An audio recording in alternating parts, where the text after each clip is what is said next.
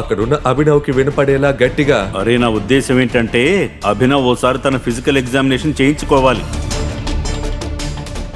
నేను మీ ఇద్దరి మంచిగా కోరుకుంటున్నాను కదా. తాతయ్య, మీరెంత మంచివారు. కానీ మనం ఈ విషయాన్ని కొంచెం సేపు పక్కన పెడదామా? అయినా నా మీద వర్క్ లోడ్ చాలా చాలా ఉంది.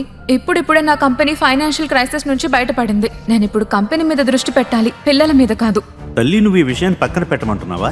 అరే 2 ఏళ్లు దాటిపోయింది నీకు పెళ్ళై. చాలాసార్లు మీ ఐవీఎఫ్ ప్రాసెస్ ఫెయిల్ అయింది కూడా. ఇంత జరిగా కూడా ఆగమంటావా? అరే జనాలకు జవాబు నేను చెప్పాలి, వాళ్ళ సలహాలు నేను వినాలి.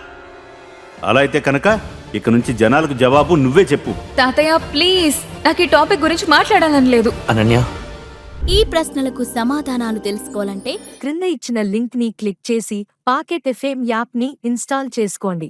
Stay tune to pocket FM.